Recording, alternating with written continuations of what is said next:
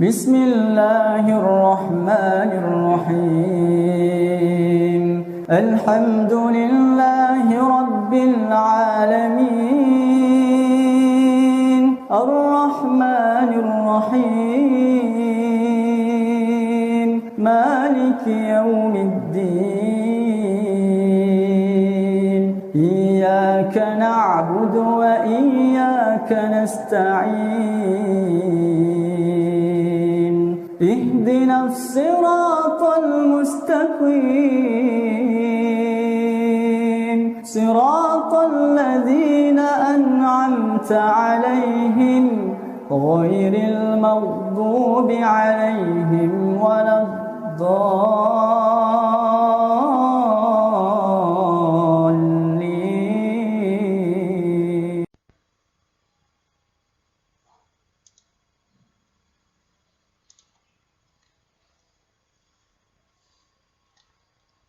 Assalamu ala manittaba'al huda. Pada tema menapis wahyu, di antara pena penyurat palsu kali ini, kita akan mencoba mengulas submaterinya, yakni Tuhan. Pertanyaan pertama untuk tema kita kali ini adalah, apakah arti atau makna dari Tuhan? Untuk mengetahui makna Tuhan, kita akan mulai dari sistematika bahasa Arab, yakni makna ilah. Makna ilah yang sebenarnya dapat kita pahami dari akar kata yang membentuknya. Ilah terbentuk dari kata kerja aliha. Dalam bahasa Arab, alihahu berarti satu, merasa tenteram kepadanya sehingga ia asyik masuk dengannya dan enggan meninggalkannya. Lalu arti yang kedua, berlindung dengannya karena kagum kepada kekuatan, kehebatan, dan kekuasaannya. Selanjutnya yang ketiga, rindu kepadanya karena keberadaannya memberikan rasa tenteram dan aman sehingga ia berusaha untuk selalu dekat dengannya. Kemudian yang keempat, sangat mencintainya dengan ketulusan hati karena tiga hal tersebut yang baru kita sampaikan. Kemudian ketika empat hal ini ada di dalam diri orang tersebut, maka muncullah yang kelima, yakni menyembahnya dan siap mengorbankan apa saja karenanya, bahkan kalau perlu jiwa dan raganya pun dikorbankan demi cinta yang menenteramkan, melindungi, dan selalu ia rindukan itu. Orang mengilahkan atau mempertuhankan sesuatu karena ia merasa bahwa sesuatu itu sempurna, hebat, dan menenteramkannya, karena memberikan jaminan dan perlindungan. Karena itu, ia merindukan dan mencintainya, bahkan menyembahnya dengan segenap cinta, penuh kerendahan hati dan segala ketundukan. Sesuatu yang mendapat perlakuan demikian selanjutnya disebut ilah, yang dalam bahasa Indonesia disebut Tuhan.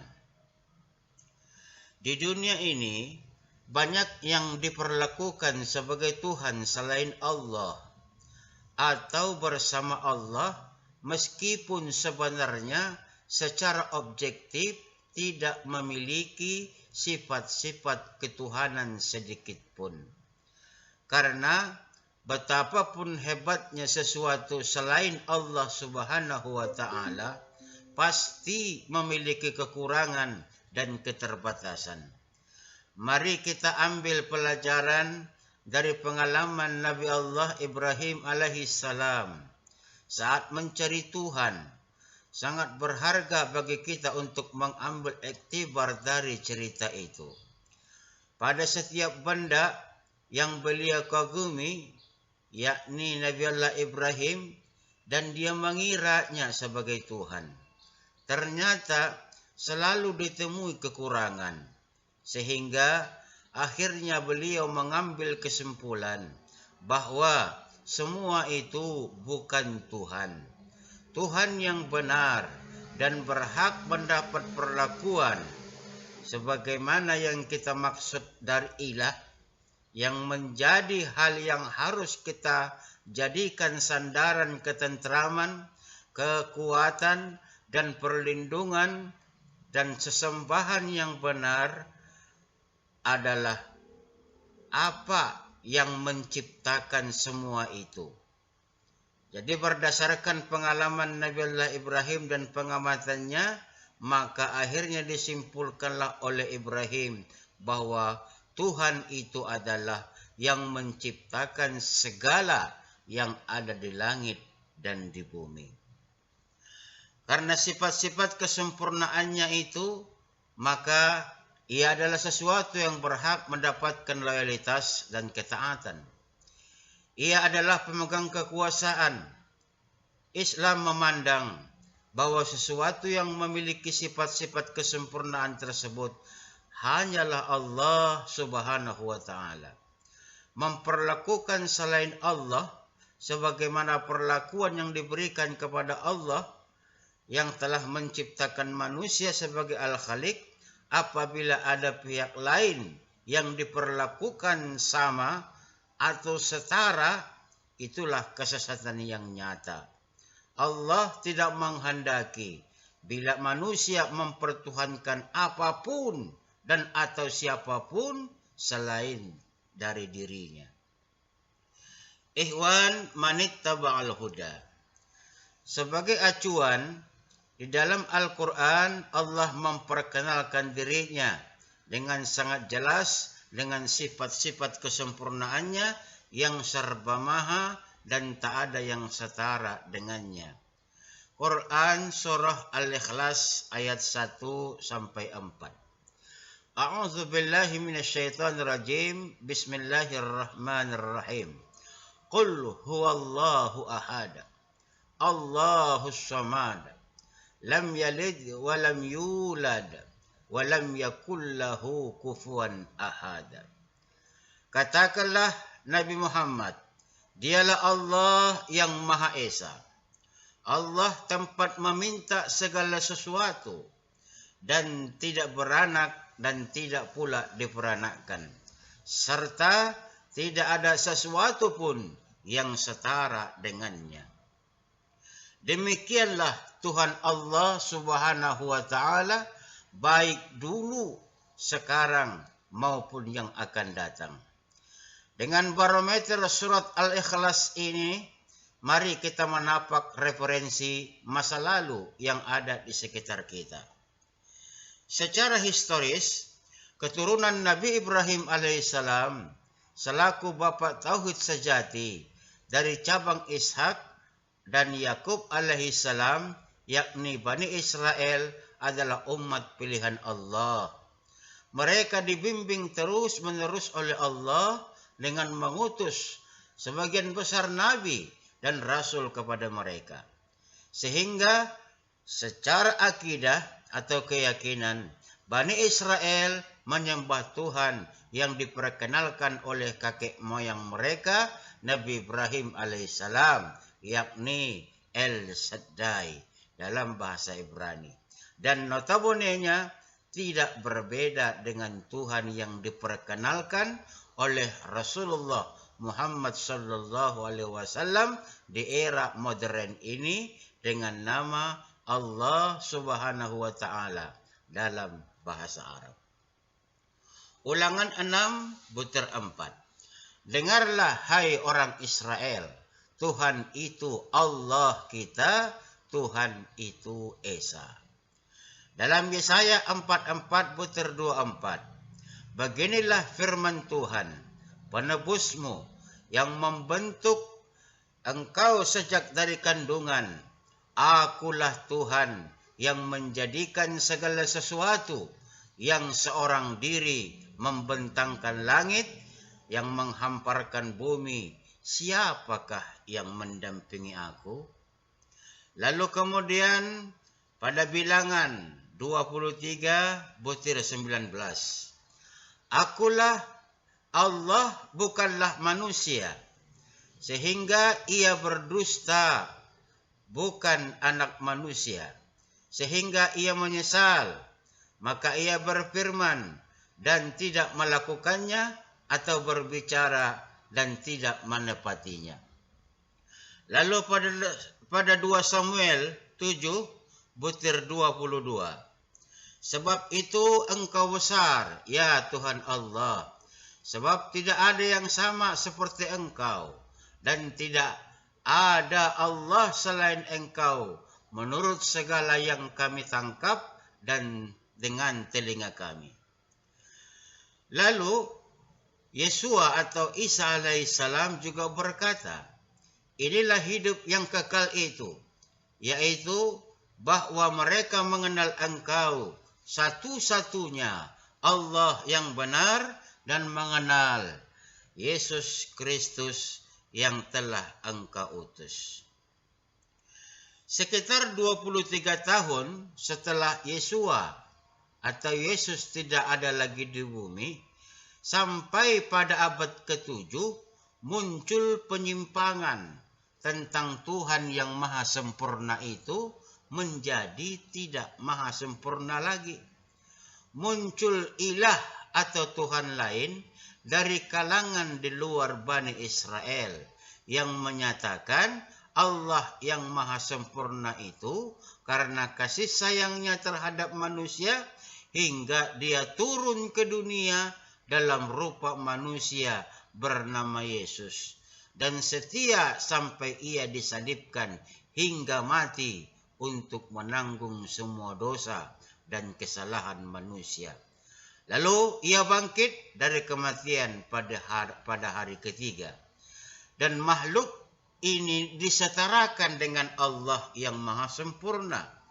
Dan semua catatan-catatan yang mendukung hal ini pasti bukan wahyu Allah subhanahu wa ta'ala, melainkan buah pemikiran manusia yang disesatkan oleh iblis laknatullah.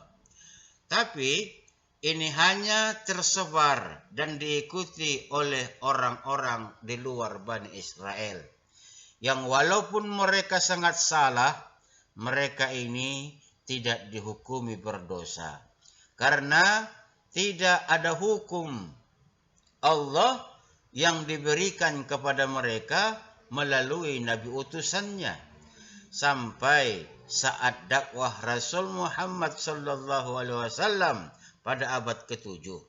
Karena Nabi Muhammad sallallahu alaihi wasallam diutus oleh Allah bukan untuk orang Arab saja, tetapi kepada seluruh umat manusia, baik ia Bani Israel maupun manusia di luar Bani Israel. Jika dakwah Nabi penutup ini sudah mereka dengar, tapi mereka masih meyakini Tuhan yang diajarkan oleh pendahulu mereka dan menolak ajaran Nabi Muhammad sallallahu alaihi wasallam, maka mereka akan menjadi orang sesat dan berdosa besar, dan nerakalah tempatnya. Ikhwan manittaba'al huda. Tentang tokoh pembawa ajaran ini memang telah dinubuatkan juga oleh kitab sebelumnya dan oleh Yesua atau Isa alaihissalam. Pada Ulangan 18 butir 20 dikatakan seperti ini. Namun apabila ada nabi yang mengucapkan perkataan yang tidak kuperintahkan demi namaku, atau berbicara dalam nama ilah lain, nabi itu harus dibunuh. Lalu oleh Yesua atau Isa alaihissalam sendiri berkata pada catatan Matius 24 butir 3 sampai 27. ketika Yesus duduk di atas bukit Zaitun, datanglah murid-muridnya kepadanya untuk bercakap-cakap sendirian dengan dia. Kata mereka, "Katakanlah kepada kami, bila manakah itu akan terjadi, dan apakah tanda kedatanganmu dan tanda kesudahan dunia?" Jawab Yesus kepada mereka, "Waspadalah, supaya jangan ada yang menyesatkan kamu. Sebab banyak orang akan datang dengan memakai namaku dan berkata, 'Akulah Mesias,' dan mereka akan menyesatkan banyak orang. Kamu akan mendengar deru perang atau kabar-kabar tentang perang. Namun berawas-awaslah, jangan kamu gelisah, sebab semuanya itu harus terjadi, tetapi itu belum kesudahannya. Sebab bangsa akan bangkit melawan bangsa, dan kerajaan melawan kerajaan. Akan ada kelaparan dan gempa bumi di berbagai tempat. Akan tetapi semuanya itu barulah permulaan penderitaan menjelang zaman baru. Pada waktu itu kamu akan diserahkan supaya disiksa, dan kamu akan dibunuh dan akan dibenci semua bangsa oleh karena namaku. Dan banyak orang akan murtad, dan mereka akan saling menyerahkan dan saling membenci. Banyak nabi palsu akan muncul dan menyesatkan banyak orang. Dan karena makin bertambahnya kedurhakaan, maka kasih kebanyakan orang akan menjadi dingin. Tetapi orang yang bertahan sampai pada kesudahannya akan selamat. Dan Injil kerajaan ini akan diberitakan di seluruh dunia menjadi kesaksian bagi semua bangsa. Sesudah itu barulah tiba kesudahannya. Jadi, apabila kamu melihat pembinasa keji berdiri di tempat kudus, menurut firman yang disampaikan oleh Nabi Daniel, maka orang-orang yang di Yudea harus melarikan diri ke pegunungan. Orang yang sedang di peranginan di atas rumah, janganlah ia turun untuk mengambil barang-barang dari rumahnya. Dan orang yang sedang di ladang, janganlah ia kembali untuk mengambil pakaiannya. Celakalah ibu-ibu yang sedang hamil atau yang menyusukan bayi pada masa itu. Berdoalah supaya waktu kamu melarikan diri itu jangan jatuh pada musim dingin dan jangan pada hari Sabat. Sebab pada masa itu akan terjadi siksaan yang dahsyat seperti yang belum pernah terjadi sejak awal dunia sampai sekarang, dan yang tidak akan terjadi lagi. Dan sekiranya waktunya tidak dipersingkat, maka dari segala yang hidup tidak akan ada yang selamat. Akan tetapi oleh karena orang-orang pilihan, waktu itu akan dipersingkat. Pada waktu itu, jika orang berkata kepada kamu, "Lihat, Mesias ada di sini," atau "Mesias ada di sana," jangan kamu percaya. Sebab Mesias-Mesias palsu dan nabi-nabi palsu akan muncul, dan mereka akan mengadakan tanda-tanda yang dahsyat dan mukjizat-mukjizat, sehingga sekiranya mungkin mereka menyesatkan orang-orang pilihan juga. Camkanlah, aku sudah mengatakannya terlebih dahulu kepadamu. Sebab jadi apabila orang berkata kepadamu, "Lihat, ia ada di padang gurun," janganlah kamu pergi ke situ. Atau, "Lihat, ia ada di dalam bilik," janganlah kamu percaya.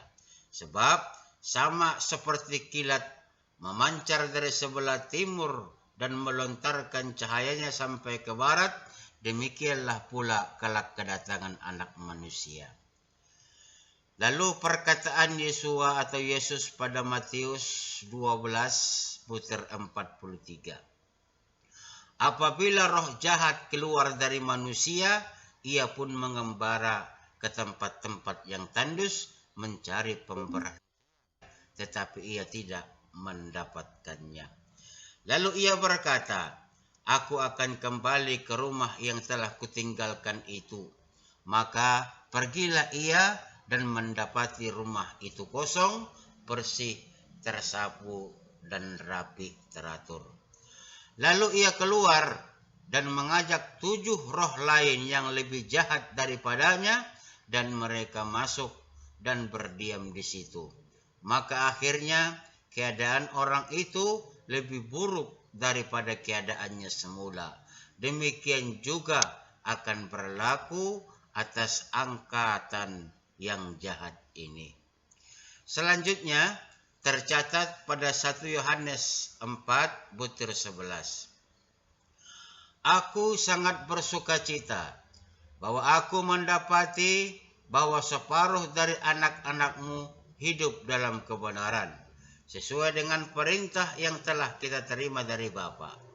Dan sekarang aku meminta kepadamu, Ibu, bukan seolah-olah aku menuliskan perintah baru bagimu, tetapi menurut perintah yang sudah ada pada kita dari mulanya, supaya kita saling mengasihi.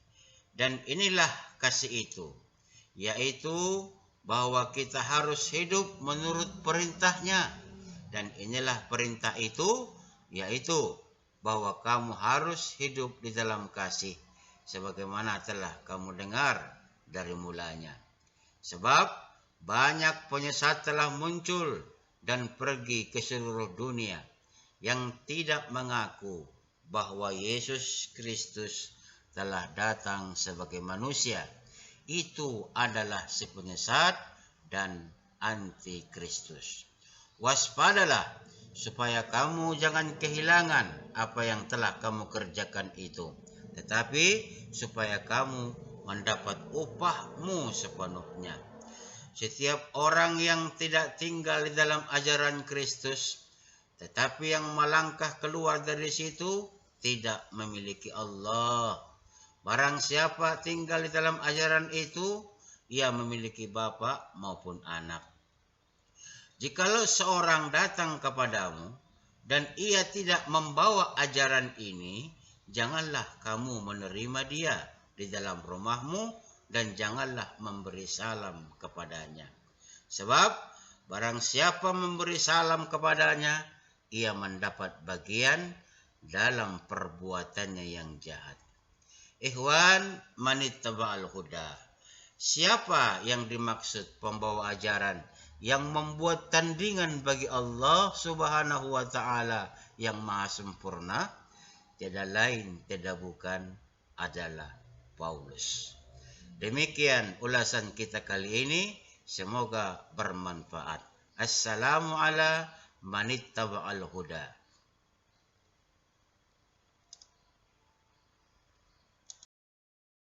اللهم إني أسألك بأني أشهد أنك أنت الله لا إله إلا أنت الأحد الصمد لم يلد ولم يولد ولم يكن له كفوا أحد.